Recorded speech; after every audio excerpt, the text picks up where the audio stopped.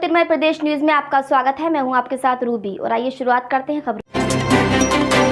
जिला रामपुर की तहसील मिल्क के सिलाई बड़ा गांव में कोटा डीलर राममूर्ति सरन द्वारा राशन की कालाबाजारी की जा रही है। पता चलते ही ग्रामीणों ने इसकी सूचना तत्काल पुलिस को दी। सूचना मिलते ही पुलिस मौके पर पहुंची और गांव के बाहर सरकारी माल से लदा हुआ छोटा हाथी पकड़ लिया गया। वहीं सूचना मिलते ही गल्ला पूर्ति निरीक्षक संत कुमार भी मौके पर पहुंच गए। पूर्ति निरीक्षक ने छोटे हाथी में लदी सरकारी मोहर के बारदाने में 7 कुंटल गेहूं, 5.5 कुंटल चावल, 1 कट्टा चना प्राप्त किया। वहीं अब ग्रामीणों का कहना है कि ये अधिकारियों की कोटा डीलर से मिली भगत है या फिर कानून की ढील है, तभी डीलर के खिलाफ कोई कार्रवाई नहीं हुई है। गरीबों का माल खाने वाला कोटा डीलर खुलेआम घूम रहा है। वहीं उप जिलाधिकारी मान सिंह पुंडीर का कहना है कि छोटे हाथी में सरकारी माल कहां से आया, इसकी सही जानकारी प्राप्त होने पर दोषियों के खिलाफ कानूनी कार्रवाई की जाएगी। एक छोटा हाथी पकड़ा था। जैसे मुझे खबर मिली, मैंने तत्काल कोर्ट इंस्पेक्टर को मौके पर भेजा। वो छोटा हाथी पकड़ के पुलिस की सुपुर्दगी में है। वहीं पर उसमें 7 कुंटल गेहूँ और 5.5 कुंटल चावल, इतना अनाज था। तो उसी गांव के राशन डीलर की हमने चेकिंग कराई है और क्योंकि कल मशीन नहीं चल रही थी, इसलिए आज उसको खुलवा के उसका मिलान करवाया गया। उसमें तो ज़्यादा अंतर नहीं है। गत दिवस ग्राम कायथा में हफ्ता वसूली को लेकर व्यापारी और कायथा के एक तथाकथित पत्रकार में विवाद के बाद मामला थाने पहुंचा था, जहां कायथा थाना प्रभारी प्रदीप सिंह राजपूत ने व्यापारी की शिकायत पर तथाकथित पत्रकार के खिलाफ मामला दर्ज किया था।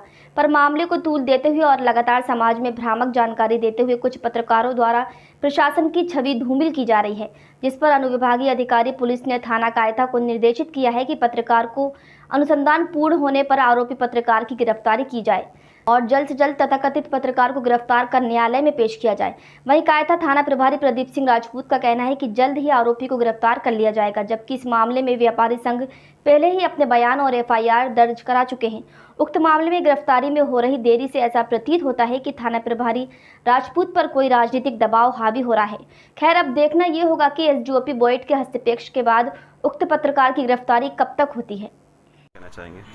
हमारे यहाँ अपराध में 161 दर्ज है, उसमें अभी विवेचना चल रही है और अभी हमारा अनुसंधान जारी है। अभी हमारा अनुसंधान में और इधर कुक्षी पुलिस थाना के सक्रिय प्रयास से 3 आरोपियों को 12 मोटरसाइकिल सहित पकड़ लिया गया है। इसके साथ ही कुक्षी बाग तिराहे पर योजनाबद्ध रूप से इन 3 आरोपियों से 8.5 लाख रुपए का मशरूका भी जब्त किया गया है। आरोपियों की आयु लगभग 20 से 21 वर्ष है। वहीं सख्ती से पूछताछ करने पर इन आरोपियों ने इंदौर, खरगोन, हरदा, सरदारपुर और अन्य कई स्थानों से मोटरसाइकिल चुराना स्वीकार किया है, जिन्हें गुजरात की तरफ बेच दिया जाता था। ये थाना कुक्षी की टीम द्वारा थाना प्रभारी कमल पवार और इनकी टीम द्वारा यहाँ पर वाहन चेकिंग के दौरान 12 मोटरसाइकिल जब्त की और 3 आरोपी जिसमें गिरफ्तार किए गए हैं। करण जो कि बाग का रहने वाला है, बबलू जो कुक्षी का है। और इधर बढ़े हुए बिजली के दामों को लेकर पूर्व मंत्री PC शर्मा ने पत्रकार वार्ता की, जिसमें उन्होंने आरोप लगाया है कि बीजेपी द्वारा बिजली बिल आधे किए जाने की घोषणा की गई थी, फिर भी व्यापारियों से लाखों रुपए के बिजली बिल वसूले जा रहे हैं। स्लम एरिया में रहने वाले लोगों के बिल 1,75,000 50,000 तक आ रहे हैं। स्लम एरिया में रहने वाला इतनी बिजली कभी नहीं जला सकता था। तमाम तरह के टैक्स बिजली बिल में लगाए जा रहे हैं। इसके साथ ही शर्मा ने कहा कि गरीबों के लाखों हजारों के बिल माफ किए जाएं और सभी से 200 रुपये बिजली का बिल लिया जाए।